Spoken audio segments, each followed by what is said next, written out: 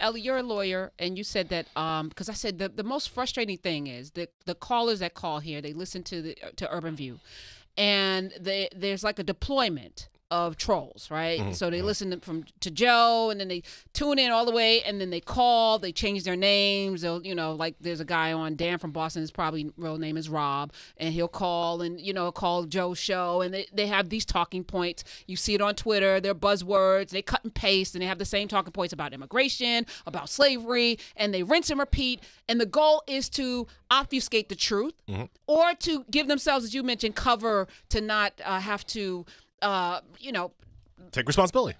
Exactly. So you said in law you do something with your class and your students. In law, I mean, one of the key things that happens in legal circles is that the Republicans successfully, for the most part over the past generation, have pushed this legal theory called originalism, which says that it's going back to the original interpretation of the Constitution as the way to interpret the Constitution, and it's very powerful, and it gets young. They get them while they're young, right? They get young law students to believe in this, and all originalism is shoving the conservative agenda down our throats through the lens of the Constitution. But fighting originalism is very difficult because they have this, well, it just says right here in the founding document, what do you got? And what you have is like, it's hard to you have to think a little bit more to explain what your alternative theory is, So like one of the things I always say is like the reason why I don't like originalism is that it doesn't take into account the 14th Amendment.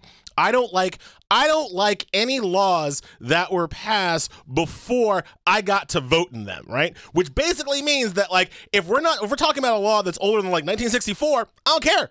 I don't give a damn, right? Because I did not get a chance to participate fully in the decision that made that a law, right? But so my argument there, like I don't like laws before 1964, is like actually a pretty good kind of cocktail party counter to originalism that a lot of people are not armed with.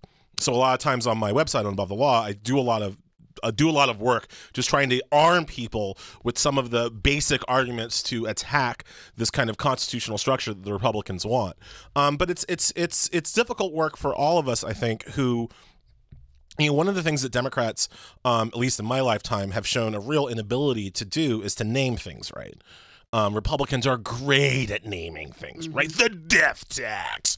Who wants the death tax, right? We have the social economic redistribution, right? We don't have our naming right? Now, I'm not great at naming things, but I am pretty good at explaining things, and I try to explain how to take down some of these idiot arguments. And what I was saying to Elie in the break was that for the last 5 years, I've been struggling to try to find talking points that we could cut and paste to counter this, right? Because it is so powerful what they're able to do.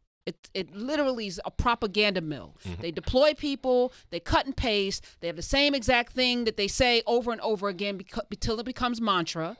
And it's simple, you're right. MAGA, make America great again. Boom. I understand that. That makes sense. Yeah, who wouldn't want that? Yay! And it becomes such an easy thing, and it's hard to fight because in your spirit something's wrong with that, but you can't quite codify or give an argument to why it's wrong, and so we end up getting angry and yelling and shouting and screaming that this is wrong, but we don't have the counter, and we need to be able to counter, which is why I get Socratic with them. I don't play that game. We're not gonna have no. We're gonna ask you 1,000 questions too. Let's play 20 questions. Let's do that. Right.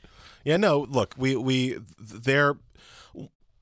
One of the things, though, that I try not to lose is that one of the reasons I am who I am and one of the reasons I vote for the people that I vote for is that part of being a Democrat or a liberal or progressive, depending on the election cycle, is that we do think about things, right? Like the reason why Republicans always stay on message is because they're rarely thinking about it, right? So it's okay for them just to like take their ideology and drive it through every situation, right?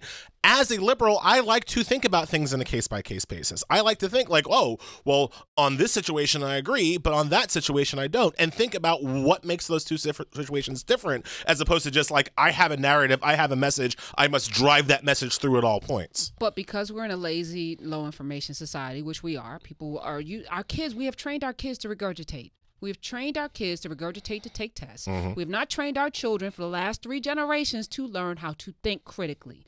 So in this world that we're currently in, Elie, it makes perfect sense that they're winning.